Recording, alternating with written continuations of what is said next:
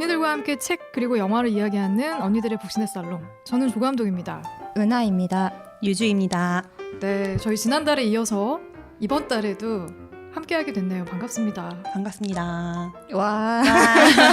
다시 왔어요. 네, 저희가 녹음을 미리 하고 있지만 방송은 추석 연휴에 나가거든요.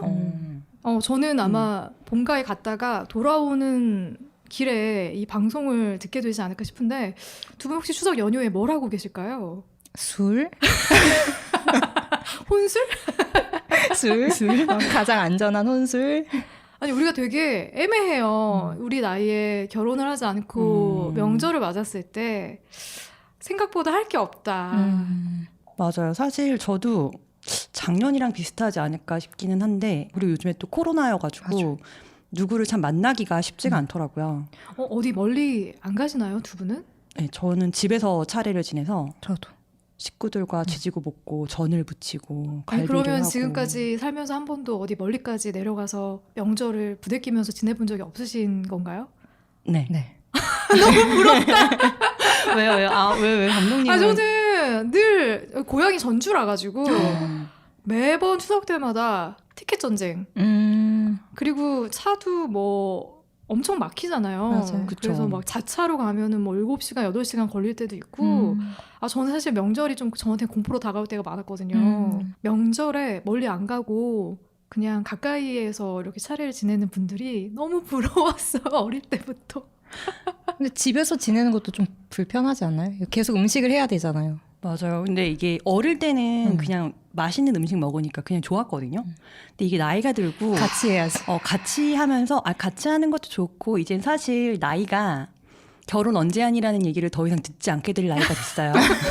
이제 실례지. 이제 이제 어른들도 물어보지 않아. 이제 더 이상 궁금해하지 않더라고요.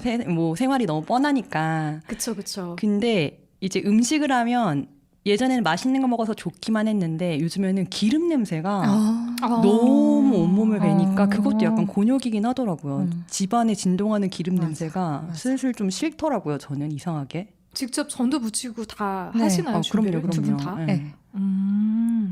그것도 좀 곤욕스럽긴 하겠다. 너무 싫어요. 근데 전 부치는 것까진 괜찮은데 그 재료를 준비하는 과정이 맞아. 너무 싫더라고요. 언제부터 우리가 추석을 즐겁게 보내지 못하게 되었는가? 저는 근데 사실 가족들이랑 지내는 걸 좀 좋아하는 편이어서 그렇게 고충은 아니에요. 아직까지. 사실 좀 즐겁기는 해요. 같이 삥 둘러서 뭐 기름 냄새 때문에 머리가 떡이지긴 해도 진짜 떡지거든요. 근데 좋은 점이 진짜? 있어요. 어떤 게 좋아요? 그 다음날 머리를 감으면 윤기가 흘러요. 머리에서 기름 때문에. 나 몰랐는데? 자연적으로 있잖아요. 머리에 영양을, 기름을 입히는. 아, 좋네요. 이건 되게 좋네. 근데 전 좋더라고요. 그냥 가족끼리 사실 요즘에 뭐 일도 있고 해서 같이 식사할 자리가 잘 없는데 어쨌든 같이 삥 둘러 앉아서 전 붙이면서 이런저런 얘기도 하고 하는 게 저는 맞아. 그 시간이 사실 좀 좋은 편이에요. 이게 10월 2일 금요일에 방송이 되니까 추석의 큰 선물이라고 생각합니다. 명절 잘 보내고 건강히 조심히 올라오십시오. 네, 오늘 살롱에서 다룰 책은 제인 오스틴의 오만과 편견입니다. 아직 책을 읽어보지 못한 분들, 그리고 오래전에 읽어서 기억이 잘 안 나는 분들은 저희가 은하님의 차분한 목소리로 미리 녹음해서 올려놓은 방송이 있으니까요. 그걸 먼저 꼭 듣고 이 방송을 찾아 들어주셨으면 좋겠습니다. 제가 알기로는 이 책은 유주님의 인생 책이기도 해요. 맞나요? 인생책이라고 뭐 거창하게까지 하긴 그런데 진짜 좋아하는 책 중에 하나이기는 해요. 어릴 때? 벌써 어릴 때가 됐네요. 그렇죠. 우리 나이가. 그래서 저는 그때 책을 읽고 이 책이 너무 좋은 거예요. 그래서 저는 책을 먼저 읽었거든요. 영화도 꽤 유명했더라고요. 몰랐는데. 영화도 맞아요. 네. 네. 그리고서 많은 분들이, 영화를 네. 봤는데 사실 저는 책을 훨씬 더 좋아했어요. 뭔가 묘사가 이게 사랑에 대한 묘사나 사람의 심리가 굉장히 구체적으로 되어 있더라고요. 그래서 그런 거를 보면서 되게 혼자 콩닥콩닥 하면서 나도 언젠가 다하시 씨를 만날 그런 날을 기다렸던 그런 생각이 좀 새록새록 나네요. 저는 책보다는 영화를 먼저 접하게 됐어요. 근데 오만과 편견이라는 이 영화가 너무 좋았어서 제 인생 영화 중에 한 편이었고, 근데 저는 좀 좋아하는 작품이 있으면은 미친 듯이 반복해서 보거든요. 그래서 네. 이 오만과 편견 같은 경우도 이미 한 20번, 30번 정도 가까이 반복을 한 상황에서 책을 읽었더니 이제 이 인물들이 안 보이고 제대로 안 보이고 그냥 엘리자베스는 키이라 나이틀리가 보이고 영화를 뭔지 먼저 알죠? 보게 돼서 네, 자꾸 떠올려지니까 어. 이게 몰입이 일단 안 되더라고요. 네. 네, 그래서 저는 나중에 책을 읽으면서 이게 훨씬 더 디테일하잖아요. 감정선이. 맞아요. 너무 좋기는 한데 또 몰입은 안 되고 이러니까 차라리 내가 책을 먼저 접했으면 맞아요. 훨씬 좋았겠다라는 생각은 들더라고요. 감상이 굉장히 다른. 저는 책도 영화도 다 봤는데 책을 먼저 봤어요. 다행히. 그래서 확실히 영화에선 생략된 부분이 너무 많다 보니까 맞아요. 그래서 책이 주는 그런 어떤 그 감정선들이 완벽하게 다 담기진 않은 것 같다. 그리고 뭐 인물들의 묘사도 제가 머릿속에 그렸던 인물들과는 좀 다른 캐릭터들도 꽤 많았어요. 맞아요. 저도 많았어요. 특히 다하시 씨가 저한테 특히 다하시 했어요. 씨가 그랬어요. 네. 저는 콜린스. 나도 콜린스. 물론 콜린스도 그랬는데 저는 그 당시에는 그 다하시 씨에 대한 약간 그런 환상이 너무 커가지고 혹시 어떤 느낌을 생각했어요? 배우로 따지면. 저는 약간 그 당시에 약간 저의 로망이었던 브래드 피트나 브래드 피트. 약간 그런 정말 잘생기고 굵직한 니콜라스 홀트.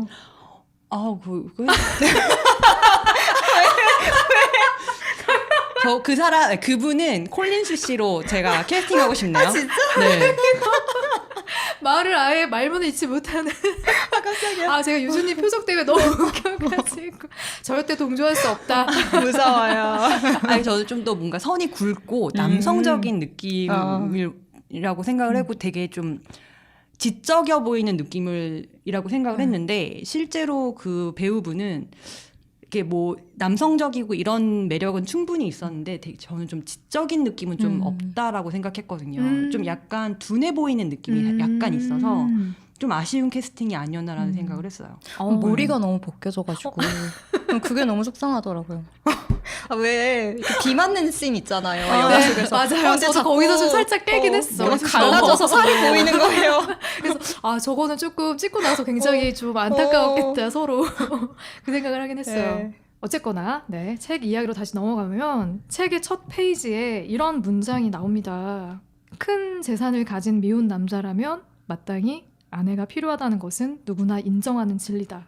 어떻습니까? 이 첫 문장을 보고 언니들은 여전히 이런 생각은 진리다라고 우리가 이야기할 수 있을지. 요즘에는 워낙에 비혼주의자들이 많잖아요. 제가 주변에서 봤을 때는 남성보다는 여성들이 비혼주의자인 경우가 많더라고요. 그래서 우리가 그래도 살아온 삶이 좀 가부장적인 사회에서 살아왔고, 그리고 이제 여성들이 보통 집안일을 하는 그런 환경에서 살아왔잖아요. 그러다 보니까 아무래도 남자들은 이런 지위나 부를 축적을 한다고 해도 혼자 살면은 사실 이 살림을 꾸려나가는데 어려움이 있는, 제 주변에서는 그렇거든요. 그런데 이제 여자는 이제 능력만 된다면, 저희 이모들도 그런 얘기를 하시거든요. 능력만 되면 굳이 시집 갈 거 뭐 있냐 이렇게 얘기를 많이 하세요. 여자들은 혼자서도 다들 너무 잘 살아서 그래서 제 주변에도 보통 여자 친구들이 비혼주의인 친구들이 많고 남자들은 거의 못 본 것 같아요. 아유, 남자를 초대했어야 됐네. 오늘 이 자리에. 그러면 정말 더 기뻤을 겁니다. 여기에서 숙제하시는 거예요? 생각해보니까 주변을 둘러봤을 때 네. 좀 능력 있다 싶은 남자들은 다들 결혼을 했죠. 그렇죠. 저도 모르겠어요. 저는 주변에 어쨌든 결혼을 안 한 분들이 꽤 있고 저희 이제 고모들이 이제 둘이 결혼을 안 해서 지금 잘 살고 있기 때문에 여성이 혼자 사는 거에 대해서는 그냥 어릴 때부터 거부감 없이 받아들였던 것 같아요. 근데 제 주위에 남성이 혼자 사는 사람은 없거든요. 맞아. 네, 그걸 봤을 때 이게 진리라고까지는 못하겠는데 약간의 성향, DNA의 이게 성향이지 본능일까요? 문화적 않을까라는 생각도 그러니까 좀 어떤 들어요. 사회 구조적인 어떤 문제일까 아니면 정말 본능일까 난 궁금하긴 했었어요. 이게 좀 잘못된 발언일 수도 있는데 음. 남자는 능력이 안 돼서 결혼을 못 하는 경우가 많고, 그러니까 능력이 있어야 결혼을 하는, 뭐 이렇게 뭐 요즘에는 워낙 결혼을 하는데 필요한 것들이 많으니까 그냥 능력이 되면은 결혼을 하는 거고 능력이 못 되면은 결혼을 못 하는 거고 요런 사회 풍조가 있는 것 같고, 여자들은 또 반대로 능력이 되면은 그냥 나 혼자 살고 능력이 안 되면 결혼을 해서 어떻게든 약간 도피처로 결혼을 도피처로 생각을 하는 그런 게 있는 것 같아요. 저도 약간 동의는 해요. 네, 동의는 하는데 그게 남자들은 능력이 없어도 결혼을 하는 것 같아요. 저는 주위를 보면 제가? 라는 애들이 그렇죠. 있긴 하죠. 꼭 결혼을 하더라고요. 네, 그런 걸 봤을 때 남자들은 그게 편한 게 아닐까? 결혼이? 결국에는 본능적인 부분도 있지만 맞아. 사회 구조적으로 결혼이란 제도 자체가 남성에게 유리한 제도일 수밖에 없어서 그리고 지금 과도기이기는 한데 기본적으로 성 역할이라는 거를 어릴 때 조금 저는 교육을 받았다라고 생각했거든요. 우리까지는 그래도 남자들은 나가서 일을 하고 여자들은 남자가 벌어온 돈으로 집안을 꾸려나가는 약간 그런 성 역할에 대한 거를 조금은 교육을 받았다고 생각을 해요. 취집이란 말도 한참 네, 그쵸, 유행했었고 그쵸. 그래서 네.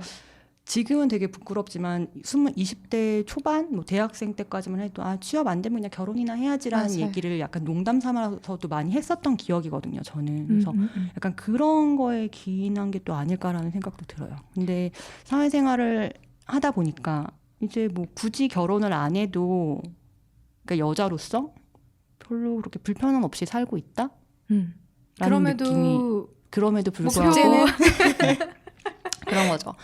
어쨌든 우리가 살아가면서 여러 가지 활동을 할 수 있는데 내가 사회적인 활동도 하고 뭐 우리 가족이랑도 잘 지내고 친구들과도 잘 지내고 그리고 사랑도 하고 싶다라는 느낌인 거죠. 이게 이 명제 자체가 성별의 주체를 바꾸고 나면 꼭 진리가 맞아요. 아닐 수 있다는 생각을 저는 했어요. 여성의 입장에서는 결혼이라는 제도 자체가 재산이 있으면 오히려 좀 더 거추장스러운 그럴 수 그렇게 있죠. 느껴질 수 있는 제도가 아닐까 하는 생각이, 그러니까 성별의 주체를 바꾸고 나면 이게 참이 아닐 수도 있겠다는 생각이 저는 소설을 읽으면서 계속 들었어요. 근데 이게 지금에서는 이럴 수 있지만 그 옛날에는 이 책이 쓰여졌었던 그 19세기에는 이게 진리가 아니었을까라는 생각은 하긴 했거든요. 그러니까 처음에 이 글을 읽었을 때 제인 오스틴이 이거를 비꼬는 걸까? 혹시 남성적인 시선을 비꼬는 걸까? 라는 생각도 사실 조금 했어요. 근데 그랬다기보다는 그냥 이 시대는 그런 남성 중심적인 그리고 남성의 시선으로 모든 그렇죠. 사회생활이나 가정생활이 돌아가기 때문에 그러니까 저희가 어릴 때 그런 성 역할을 교육받은 것처럼 제인 오스틴도 알게 모르게 그런 생각을 했을 거라는 생각이 들어서 그냥 그 시대의 그 상황을 그냥 서술한 게 아닐까라고 생각을 했거든요. 그래서 지금이 아닌 그 시대 때 봤을 때는 이게 진리일 수도 있겠다라는 생각을 하면서 이 책을 저는 봤어요. 추석 특집 오만과 편견을 지금 듣고 계십니다. 진짜 추석이 듣기 좋은 그러니까 능력 있으면 결혼하지 마라. 그러니까 전 붙이고 계신가요, 다들? 네, 추석 특집으로 지금 오만과 편견에 대한 이야기를 나누고 있는데요. 저희가 이제 소설의 첫 문장을 가지고도 이렇게 많은 이야기를 나눌 수 있는데, 와, 얼마나 많은 이야기를 앞으로 더 나눌 수 있을지 기대가 되네요.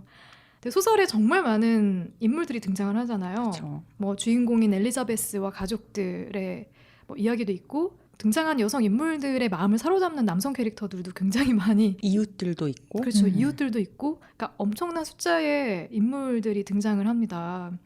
네, 먼저 여성 인물들에 대한 얘기를 좀 나눠보고 싶은데 엘리자베스와 자매들의 이야기를 좀 시작을 해볼까요?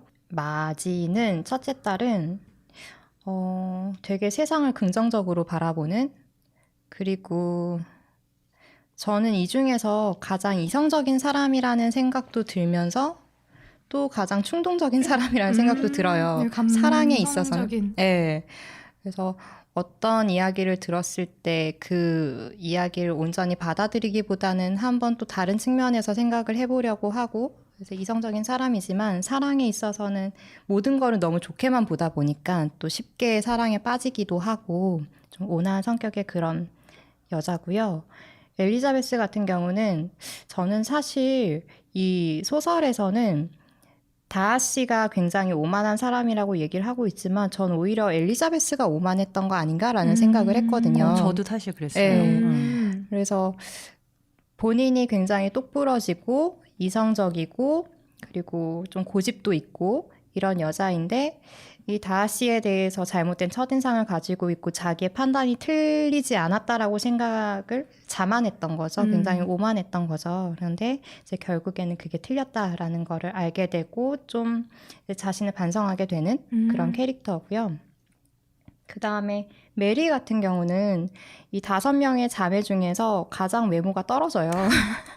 안타깝게 너무 슬퍼. 네, 외모도 굉장히 떨어지고 그래서 그 부족한 부분을 채우려고 굉장히 책도 많이 읽고 많이 배우려고 하지만 또 그마저도 능력이 이렇게 따라주진 않아요. 근데 그럼에도 이제 본인이 부족하게 터득한 이런 지식들을 어떻게든 티를 내려고 굉장히 맞아요. 애쓰는 아이거든요. 그러다 보니까 오히려 더 어설픔만 드러나고 좀 안타까운 아픈 손가락 같은 아이. 네. 그리고 이제 그 밑에 막내들이 캐서린과 리디아가 있는데 일단 리디아부터 먼저 얘기를 하자면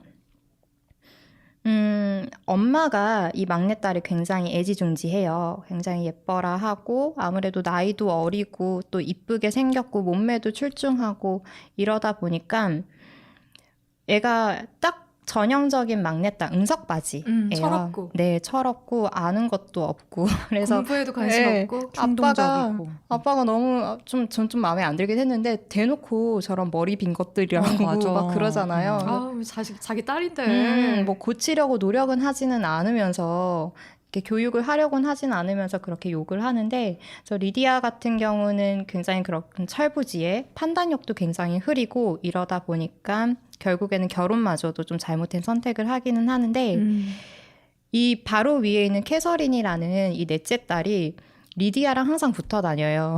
그래서 좀 리디아가 하는 짓을 쫓아하려고. 전 처음에 쌍둥이인 줄 알았어요. 저도. 그쵸? 네, 저도 둘 쌍둥이 중에서 아니더라고요. 누가 진짜 언니인지 이게 헷갈렸었는데 캐서린은 그래서 리디아가 하는 거를 자꾸 따라하고 이러다 보니까 언니들이 굉장히 걱정하는 쟤까지 리디아처럼 되지 않을까라고 걱정을 하는 그래서 마찬가지로 허영심 많은 그런 캐릭터예요. 하지만 나중에 이제 리디아가 결혼을 하고 둘이 떨어져 지내면서 언니들이 많이 개선을 시키려고 노력을 하고 약간의 개선은 되는 약간 저는 이 캐릭터들을 보면서 작가가 제인 오스틴이 언니랑 굉장히 사이가 돈독했다고 하잖아요. 맞아요. 그러니까 제인이 자기 언니고 엘리자베스가 자기고 밑에 3명의 그 자매들은 그냥 상상 속의 인물인 것 같아요. 아니면 뭐 주변에 자기가 봤던 캐릭터 중에 첫째와 둘째와 겹치지 않는 캐릭터들을 배치해가지고 보여주는 바람에 이 3명의 캐릭터는 별로 매력적이지가 않아. 근데 저는 맞아. 너무 궁금했어요. 이렇게 한 부모에서 너무 태어난 다르죠. 아이들이 이렇게까지 다를 일인가라는 생각이 좀 들어가지고. 제가 볼 때는 이 5 자매가 이렇게 너무 상반된 캐릭터로 성장한 데는 부모의 영향이 분명히 있다. 그쵸. 그러니까 베넷 씨가 엘리자베스 입장에서 굉장히 젠틀하고 이해심도 많고 학식이 풍부한 사람이고 자기와 대화가 되는 아빠라서 좋아하지만 한 발 물러서서 보면 저는 굉장히 자녀 교육에 무관심한 사람이었다는 생각도 들거든요. 아빠라든지 아니면은 남편으로서 괜찮은 사람은 아니었던 것 같고 그냥 그 혼자 살기에 너무 엘리자베스에게 하는 거는 사실 나쁘지 않지만 일단 너무 자식을 차별하는 게 너무 명확하게 보였고 엘리자베스만 예뻐요. 네, 엘리자베스만 예뻐하고 뭐 그나마 제인 정도까지는 봐줄만 하지만 밑에 있는 애들은 너무 대놓고 비하 발언을 머리가 비었다고 맞아. 하질 않나. 그래서 좀 부모로서는 좀 아니지 않나라는 생각을 많이 하고 그리고 남편으로서도 그렇게 좋은 남편은 아니었던 것 같다라는 느낌? 아니 이게 책 중간에 나와요. 엘리자베스가 자기 아버지의 단점을 얘기하는 부분이 나오는데 그 처음에 두 분이 결혼을 할 때 어머니가 너무 아름다웠던 거예요. 외모에 반해서 외모에 반해서 결혼을 했는데 충동적으로. 이런 성격인지 몰랐던 거예요. 근데 이제 아버지의 단점은 이런 어머니를 잘 케어해서 자기랑 맞춰가지 않고 그냥 포기해버린 거지. 포기하고 방조를 했기 어. 때문에 사실 이 부부의 생활은 그렇게 이상적이어 보이진 않죠. 그쵸. 이게 완전 말만 부부지. 그럼에도 애는 5이야. 그러니까 아들을 낳기 위해서 한사상속을 피하기 위해서 애를 계속 낳았는데 결국에는 아들을 낳지 못해서 이 지경이 됐는데 사실 아버지가 너무 무책임한 게 아니었나 싶어요. 그리고 다른 사람들이 어머니에 대해서 좋지 않은 얘기를 하면 또 그 편에 서서 같이 맞아. 좀 동조한 느낌도 있었어요.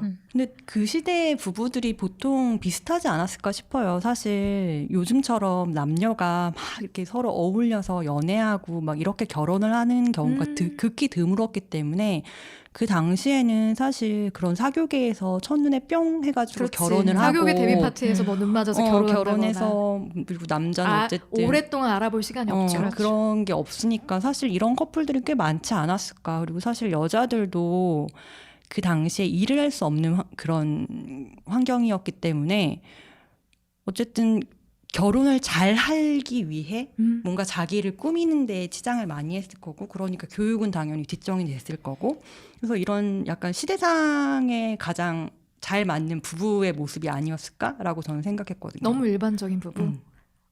그럴 수 있죠. 그러니까 결국 이 오만과 편견에서 계속 중요하게 다루는 주제가 결혼이거든요. 그렇죠. 그런데 이 소설에서 결혼에 꼴이나는 커플이 총 4커플이 있습니다. 제인이랑 엘리자베스, 리디아, 샬럿. 네. 이 여성 캐릭터들 중에서 이 4명의 캐릭터가 결혼에 꼴인을 하거든요. 소설에 등장하는 여성 인물들의 특징이나 결혼관을 비춰봤을 때 나와 좀 가장 가까운 거리에 있다라고 느껴지는 인물과 얘랑은 정말 공감을 할 수가 없다 싶은 인물도 있을 것 같은데 왠지 똑같지 않을까요? 너무 답정너 아니야, 아니에요? 다를 수도 있다. 하나 둘 셋 하고 대답할까요? 베스트? 그러면은 나랑 일단 가장 공감할 수 있는? 내가 가장 공감할 수 있는 여성 인물. 나 왠지 은하님이랑 근데 다를 것 같은데. 나도 왠지 두 분이랑 다를 것 같은데 하나 둘 셋 엘리자베스. 샬럿. 겉바 다를 줄 다를 줄 알았어. 은하님이랑은 오. 그렇죠. 나 결혼관에 사랑 대해서 없는 결혼은 못 할 것 같아요. 사랑이 없는 결혼이잖아요. 그러면 왜 샬럿의 결혼관에 가장 공감이 됐는지부터 이야기를 들어볼까요? 현실적이어서. 가장 현실적이었고 왜냐면 그냥 이 시대를 봤을 때 내가 지금 당장 그러니까 경제적으로 뭔가를 부를 쌓을 수 없고 그렇다고 해서 내가 상속받을 재산이 있는 것도 아니고 내가 그렇다고 빼어나게 예쁜 것도 아니고 가장 이성적으로 자기에게 필요한 게 무엇이고 자기가 앞으로 어떻게 살아야 될지를 명확하게 계획하고 설계해서 그런 사람을 만났을 때 이 사람은 나랑 맞겠다 라고 생각해서 그 사람을 선택해서 한 결혼이잖아요. 굉장히 저는 현실적인 인물이라고 생각해요. 맞아요. 샬럿은. 그래서 되게 공감이 갔어요. 그리고 또 하나 그 예전에는 아마 남성이 여성을 선택해야지 결혼이 가능했을 거예요. 근데 이 샬롯이란 인물은 자기가 남자를 살살 잘 꼬셔서 맞아요. 남자가 자기를 선택하게끔 행동을 했어요. 저는 그런 추진력도 굉장히 공감이 되고 이 사람이 얼마나 본인을 잘 알고 이 현실을 얼마나 잘 직시하고 있으며 자기가 무엇을 원하는지 명확하게 알고 있는 인물이라는 생각이 들어서 굉장히 공감 가던데요. 우리가 샬럿이라는 인물에 대해서 설명을 좀 하고 이야기를 좀 더 이어가면 좋을 것 같은데 엘리자베스의 이웃 사촌인데 가정 형편도 좋지 않고 외모도 별로고 그리고 나이도 많고 네, 홍기도 이미 지났고 그러다 보니까 이제 옛날에는 물려받은 재산이 여자에겐 갈 수가 없었잖아요. 그러다 보니까 얘는 앞으로 사는 게 너무 막막한 거예요. 어쩌면은 젊었을 때는 뭐 대시도 받았을 수도 있고 그러지 않았을까요? 했지만 본인은 더 나은 상대를 위해서 그거를 뭔가 쳐내고 이러다가 이렇게까지 된 거 아니었을까요? 아니야, 나는 모태솔로였을 수도 있다고 생각해요. 은하님의 설명이라면은 더더욱 공감이 가는데. 진짜? 지금의 나 같은데. 근데 저는 개인적으로는 아직 좀 어린 생각일 수 있는데 저는 사랑이라는 거는 상대적이면 안 된다고 생각을 하거든요. 좀 절대적인 감정에 의해서 맺어져야 된다고 생각을 하는데 좀 상대적인 감정에서 시작을 하면은 불행하지 않을까라는 생각이 있어서 샬럿이라는 거는 자기의 조건에 견주어서 그래도 비교적 괜찮은 사람, 저 정도면 괜찮겠다라고 생각을 하니까 선택을 한 거였잖아요. 저는 그게 안 되는 사람이라서 어떤 사람입니까? 왜 엘리자베스를 선택하신 거죠? 일단 엘리자베스는 아무리 다하 씨가 되게 돈 많고 그런 사람이었어도 본인이 싫어서 선택을 안 하다가 쳐내다가 나중에 이 사람이 정말 괜찮은 사람이다. 나 얘를 좋아하고 있었네? 라는 생각이 들었을 때서야 이 사람을 선택해 준 거잖아요. 그래서 일단 좋았고 그리고 다하 씨의 조건도 좋았고 그냥 자기가 꿈꾸는 그런 커플이 돼서 좋았던 가장 이상적이긴 하죠. 근데 이제 제인 같은 경우도 물론 상대가 굉장히 이상적인 사람이었지만, 근데 저는 물론 두 사람이 서로 되게 열렬히 사랑하는 그런 스토리로 나오기는 하는데, 제인은 좀 사랑에 있어서는 해픈 그런 인물이라서 저는 아무리 상대가 제인이 다하 씨랑 만났다고 하더라도 저는 제인한테는 몰입은 안 되거든요. 그냥 다 쉽사빠 같은 느낌? 왜 십사빠들 매력 있어. 그런데 이제 그래도 엘리자베스 같은 경우에는 자신의 어떤 신념 같은 거를 따라서 선택한 사람이라.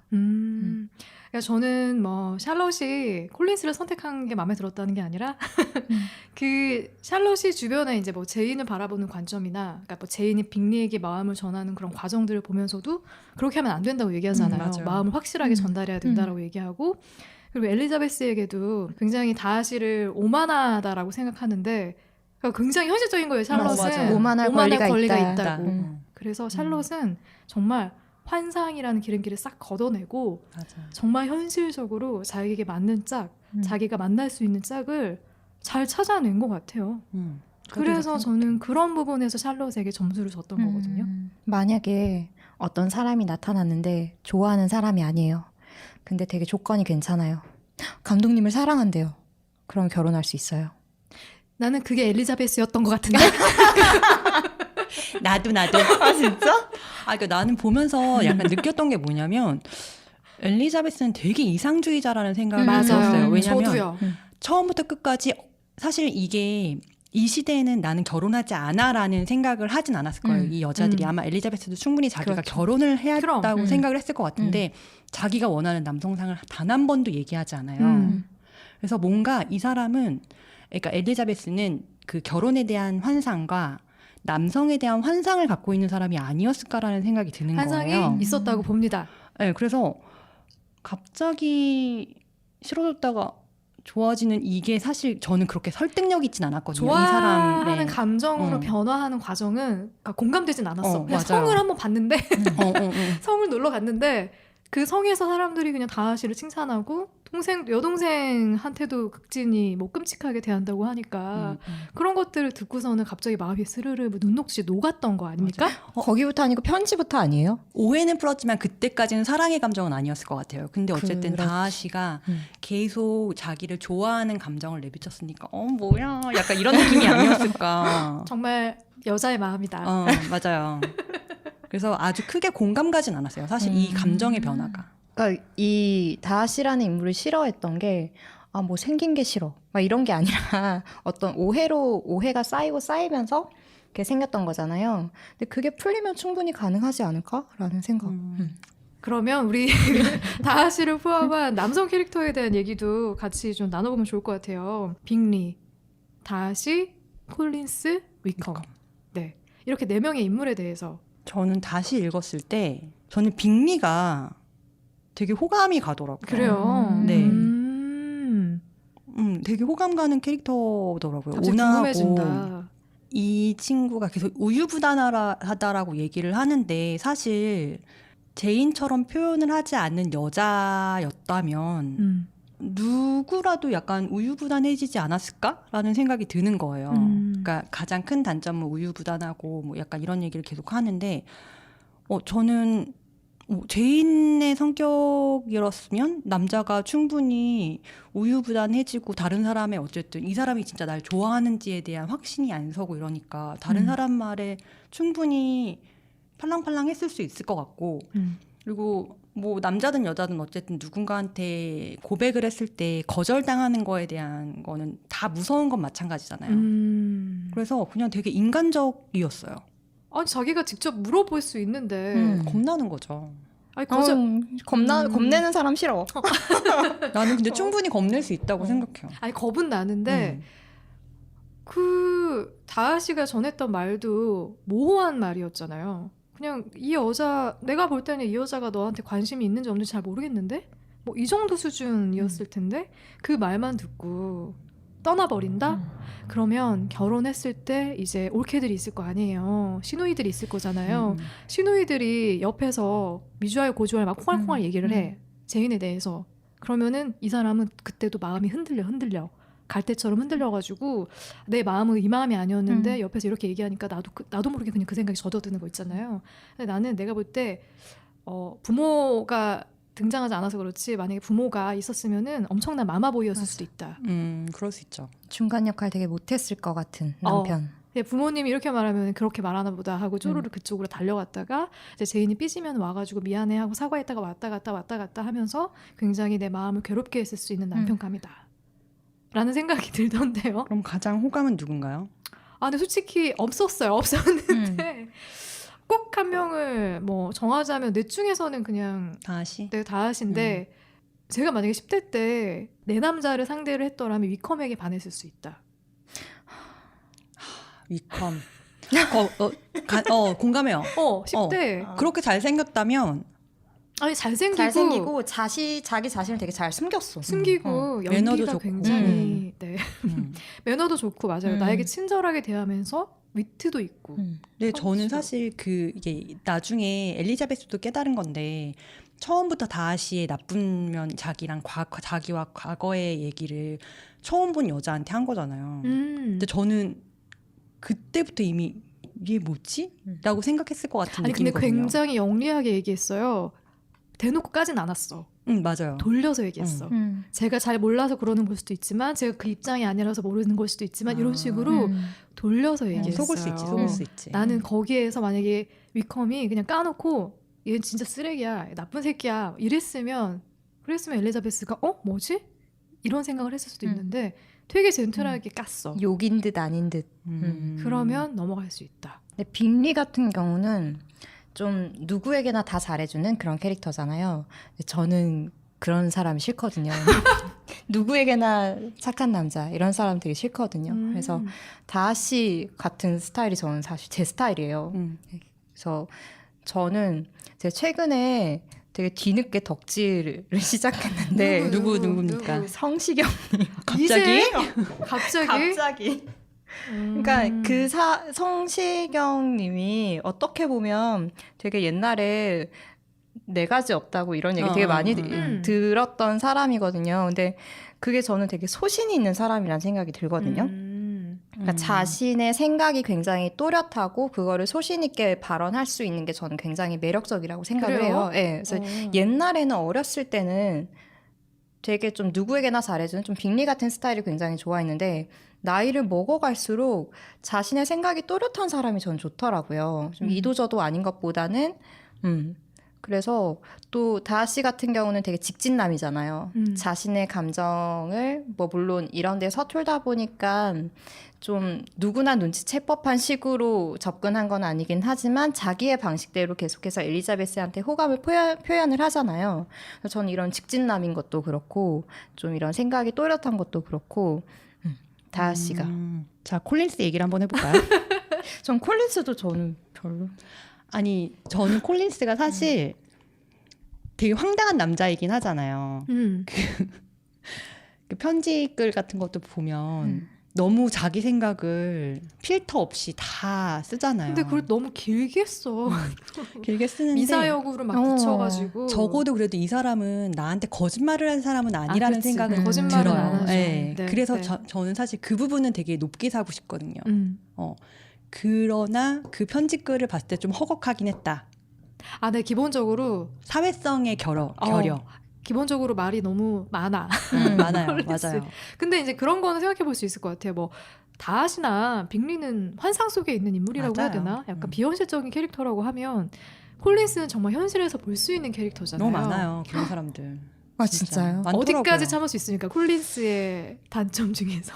저는 그러니까 책을 봤을 때는 다 괜찮았는데 제가 진짜 와, 얘 진짜 너무 사회성 너무 없다라고 느꼈던 부분이 리디아 사건 일어났을 때 아버지한테 쓴 편지. 아 맞아. 장문의 편지를 맞아. 보냈죠. 그러니까 결론은 내가 너네 집이랑 결혼했으면은 나까지 큰일 날 오물을 뒤집어 쓸 뻔했는데 그건 좀 다행이다. 다행이다라는 거를 정말 정성스럽게 맞아. 썼잖아요. 긴 문장으로. 진짜 내 옆에 있었으면 싸대기 맞았어. 그거 보는 순간 얘 진짜 너무 심각하구나라는 생각을 하긴 했거든요. 근데 저는 그 전까지는 그래도 참아줄 수 있었다. 그 전까지는. 그 편지를 보내기 직전까지 그냥 눈치 없고 말 많은 남자. 그죠. 그리고 엘리자베스에서 금방 샬롯하게 간 것도 저 이해할 수 있었다.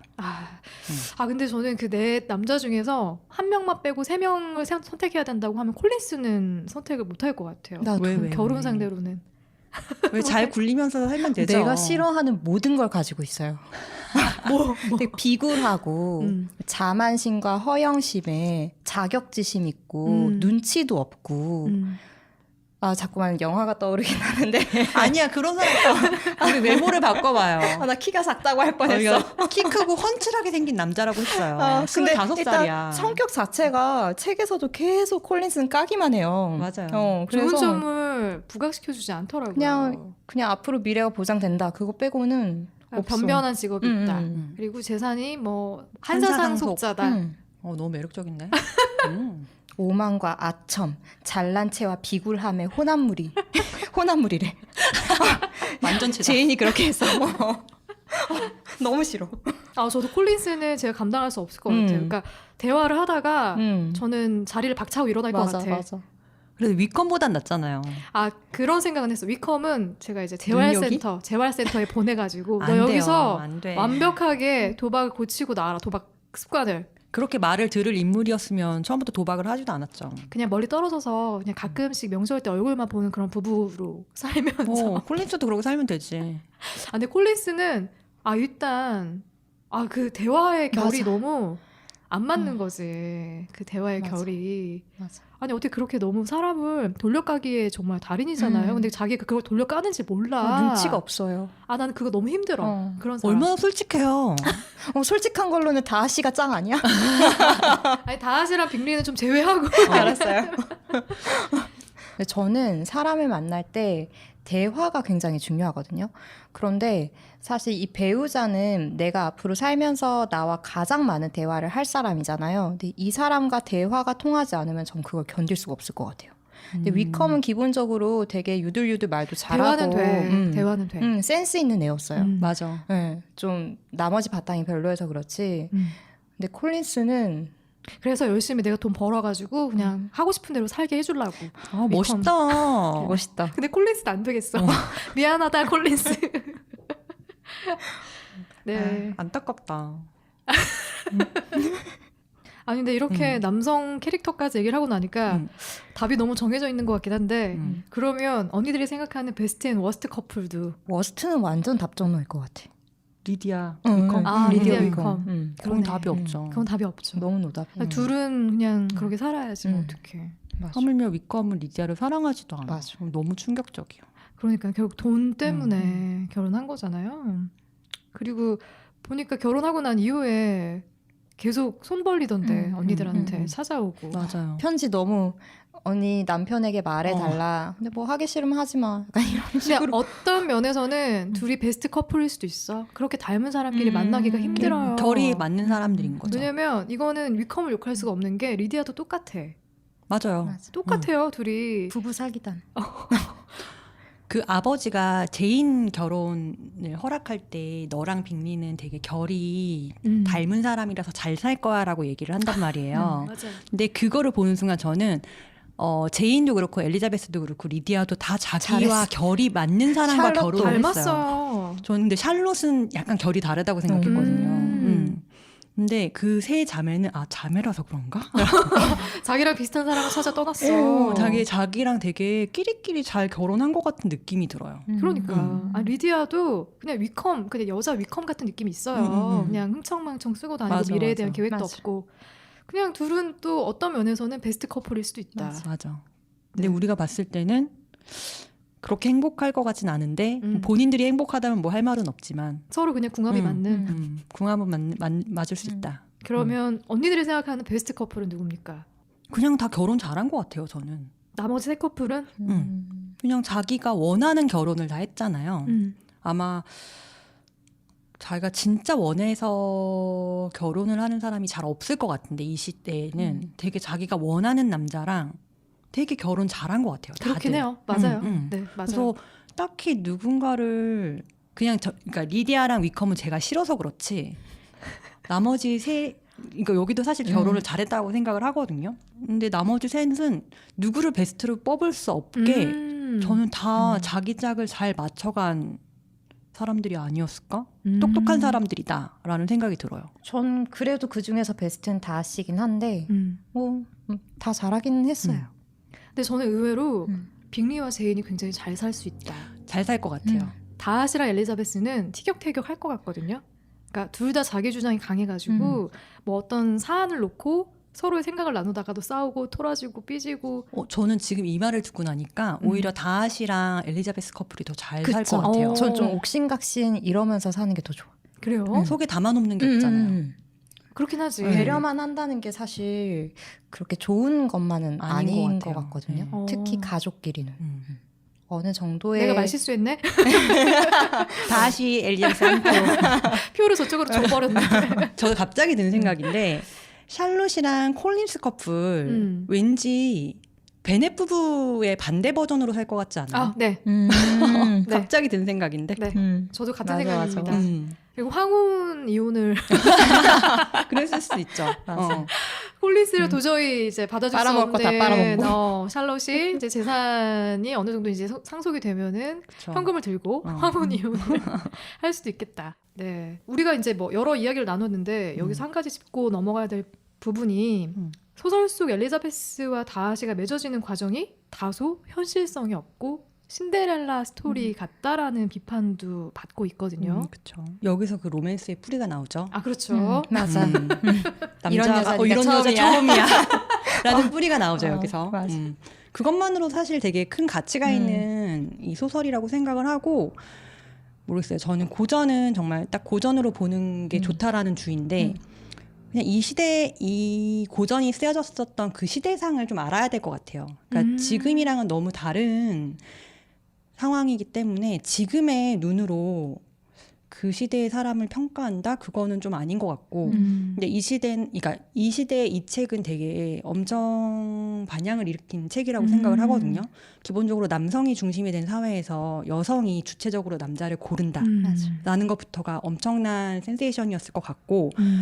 그리고 어쨌든 그러니까 결혼으로 끝나는 게 좀 아쉽다라는 평도 있을 것 같기는 한데 사실 여성이 경제 생활을 할 수 없는 이런 시대 상황에서 여성이 부를 쌓는 방법은 사실 결혼밖에 없었을 것 같아요. 그럼요. 네. 그런 면에서 이렇게 자기가 어쨌든 누군가를 선택을 해서 부를 쌓는 이런 과정만 봤을 때는 저는 되게 좋은 소설이 아니었을까 그 시대에. 그래서 지금 봐도 재밌고 그런 소설인 것 같아요. 일단 소설이기 때문에 어느 정도 극적인 요소는 있을 수밖에 없는 것 같아요.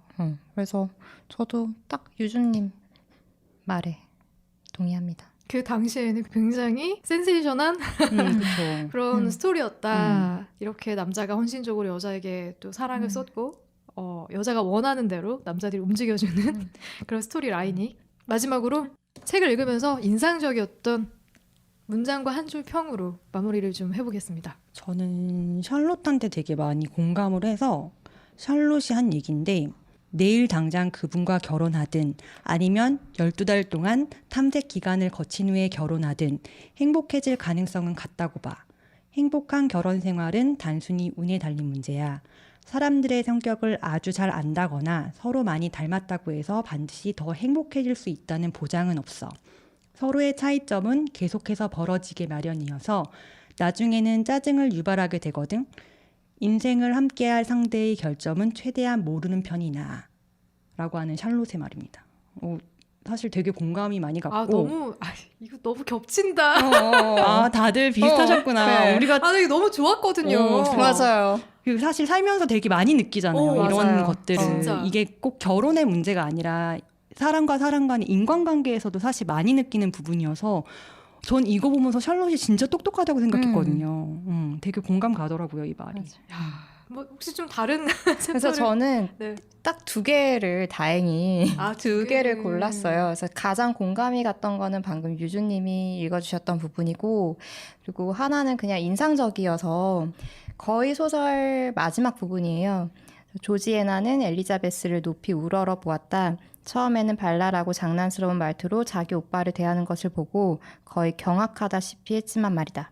자기의 애정까지 압도당할 만큼 존경심을 불러일으키던 오빠가 이제 터놓고 농담할 수 있는 대상이 되는 것을 본 것이다. 예전 같으면 꿈에도 해보지 못했던 생각들이 이제 그녀에게 생겨나게 되었다. 엘리자베스의 행동을 보고 그녀는 여자도 남편에게 무람하게 굴 수 있다는 점을 이해하기 시작했다. 옛날에는 뭔가 항상 선택권이나 혹은 뭐 어떤 권리나 이런 것들이 남자에게 치우쳐져 있었는데, 그래서 여자들이 그거를 감히 넘볼 생각을 못 했었는데, 엘리자베스는 그런 캐릭터가 아니었고 조지애나도 굉장히 수동적인 인물이었잖아요. 그렇죠. 이 시대에서 요구하는 이런 어떤 교양을 갖추기 위해서 평생을 노력해왔고 오빠한테도 순종적이었고. 굉장히 그런 아이였는데, 엘리자베스를 옆에서 지켜봐오면서 이렇게 변화하는, 생각이 변화하게 되는 그런 것들이 또 이 소설에서 제인 오스틴이 또 얘기하고 싶었던 부분이 아닐까라는 생각이 들어가지고 딱 책을 읽고 나서 정리되는 생각을 은하님께서 잘 말씀해 주신 것 같고요. 저는 안타깝게도 유주님과 같은 문장이 가장 인상적이었어요. 깜짝 놀랐어요. 진짜 어떻게 다들. 이렇게 비슷한 생각을 하고 있었을까 그 싶어가지고. 두꺼운 책 속에서 그래서 그 문장을 읽으면서 드는 생각이, 결혼은 순전히 운이다. 그러니 너무 따지지도 재지도 말고 일단 만나봐라. 만나보자. 네, 그런 생각 들더라고요. 그런 얘기도 좀 해보고 싶었고, 만약에 행복하다면, 행복하지 않다면, 외롭다면, 외롭지 않다면 그것은 순전히 운이다 라는 생각을 하면서 자책하지 마시길. 전 맞아요. 행복해요. 네, 그 말씀을 꼭 드리고 싶었네요. 네. 저도 행복해요. 외로움도 사랑할 줄 알아야 된다는 생각을 최근에 좀 하거든요. 그러니까 누가 그러더라고요. 혼자 외로운 거는 혼자 감당하면 되는데 둘이 있을 때 외로운 거는 답이 그거는 없다는. 답이 없지. 그런 거를 봤을 때 나의 외로움도 나의 감정 중에 하나라는 걸 인지하고 외로움도 즐길 줄 알아야겠다라는 생각을 요즘 좀 많이 해요. 어른이다. 어른 됐죠. 열심히 숙제를 하더니 레벨업 됐다. 네, 저희는 다음 주에 오만과 편견하고 꼭 닮은 영화 작은 그레타 아씨들. 거윅 감독의 작은 아씨들로 인사드리도록 하겠습니다. 한가위 행복하게 보내세요. 안녕. 안녕. 안녕.